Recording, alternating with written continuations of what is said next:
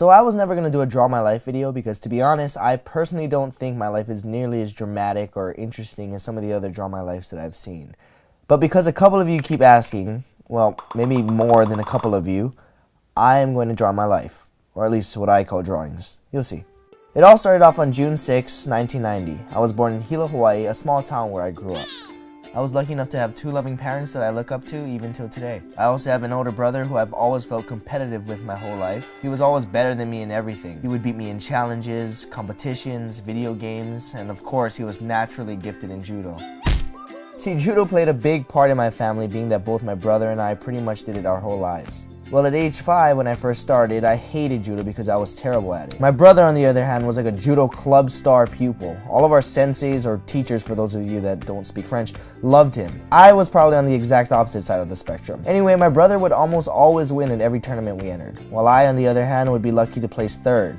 Out of 3 people, that is. I remember specifically hearing at a tournament a man say, "Oh, this is the younger Higa, not the good one." But I couldn't even get mad because it was true. Anyway, in elementary school, from kindergarten to 5th grade, I really don't remember much. All I can remember is that I hated judo, and I had the hugest crush on a girl. Not gonna say her real name, but let's call her Nicole. I was pretty much in love with Nicole, or at least what a 7-year-old thinks love is, but I was too shy and scared to say anything to her. Until years later, but we'll come across that later. After 5th grade, I moved schools for middle school. 6th grade was specifically a terrible year for me. Not only did I lose all my friends because it was a new school, but because it was a charter school, we all had to take tests to see where we would be placed, I guess, and for some reason I got placed with the older kids. At the time, I thought this was a good thing because I thought older kids would think I'm cool because I skipped a grade. However, it was pretty much the opposite. So this is the part of the story that most of you don't know about because I never really addressed it publicly, but I know a lot of you watching this can relate. So I got bullied. A lot. You know, nothing really crazy, just your typical getting pushed down to the ground, being made fun of for no reason. And yes, I remember every single one of them, including the worst of them. Again, not gonna use a real name, but we'll call him Richard. Because as you know, another name for Richard is Dick. See, Dick was such a Richard to me that I'd actually make excuses to my mom why I couldn't go to school, or why I needed to change schools. So I was hating life at the time and wondering why someone so mean could be so popular by picking on me. It even got to the point where I had some darker thoughts at the time that I think most, if not all, teenagers go through at some point in their lives. Or perhaps it was just puberty messing with my head, I don't know. However, I was able to stick it out, and I actually found a way to end the bullying on my own terms. I noticed that the reason Dick was bullying me was to make people laugh, so I figured that if I could make them laugh and become the funny guy, they would stop treating me like I was less than them. And surprisingly, it worked. Every time they made fun of me, I ran with it, and I made fun of myself even more than they could. Kind of like that last rap battle that Eminem did in 8 Mile, except that movie didn't exist at the time, so he pretty much stole my idea. It's all good though, me and Eminem are like best friends forever now. Not really. I still didn't have many friends, but at least I wasn't getting bullied anymore.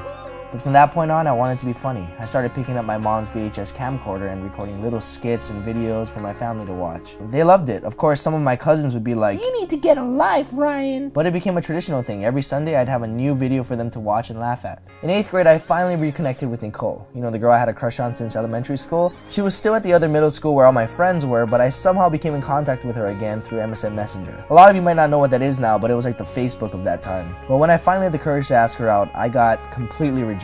No explanation, no excuse, just a straight up no, nothing more. And I'm not gonna lie, that bothered me for a long time. It didn't just make me sad, it made me very unconfident. It was devastating to me at the time. Then high school came around. Up until that point, I considered myself a complete loser. I always saw myself as less than everyone. Nicole got a boyfriend, I was less than him. My old elementary school friends had found new friends that they became close with, I was less than them. My brother, who had just left for college, not only left high school with honors, but he ended up placing 2nd in the state for high school judo, which, as you know, in my family is a big deal, so yeah, I was less than him too. I was back at square one. I had a few acquaintances, but little to no close friends. Even the kids I considered nerds had friends. They had each other. In my mind, I wasn't anybody. I was less than everyone. I looked forward to class more than recess and lunch because at least that way I could sit somewhere and not look like a complete loner. And then it happened, one of the most momentous occasions of my life. I joined the wrestling team. And I know what you're thinking, wrestling is just a sport. Well, to me it wasn't. It literally changed my life and, well, almost ended it at the same time. I remember this one time I had to lose roughly 16 pounds in a week to make my weight class. This was by far the most I've ever had to lose in such a short amount of time, so I disciplined myself to survive on half a can of tuna and roughly 32 ounces of water a day. Pretty sure I would have died had my teammate Landon not found me collapsed on a run.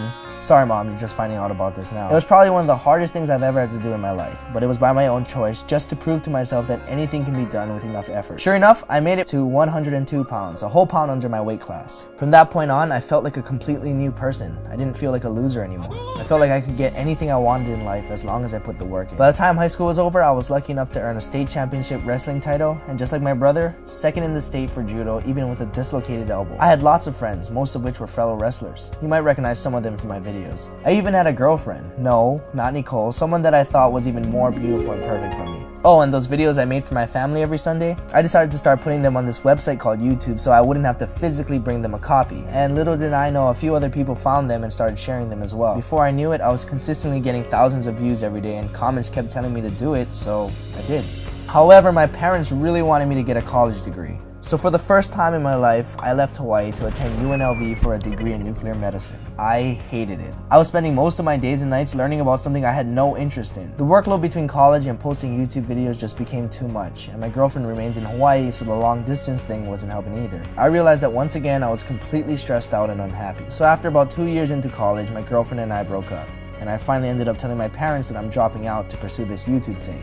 It took a little while, but to my surprise, they became completely supportive. And because of that, thanks to my parents, thanks to wrestling, thanks to my bullies, thanks to not only the good but the bad experiences in my life, and of course thanks to all of you watching right now, I am who I am today because of all of you. Like everyone, I still go through highs and lows, but ultimately, I'm completely happy. This is my real life story. No, I'm not telling you this because I want to brag about my life or because I want you to feel sorry for me because I was bullied when I was younger or whatever. I'm telling you this story because I know for a fact that there are a lot of you watching this right now that are going through the same things I went through when I was younger. And I wanted to let you know that life will get better if you choose to make it better. It's okay to be sad and angry now and then. There are some things that may be out of your control, like a bully that picks on you or a boy or girl that rejects you or even a sibling that outshines you.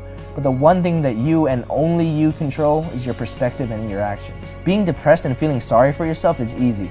I challenge you to change that today. Happiness is a choice. Choose to be happy. Choose to better your life because only you can make that decision.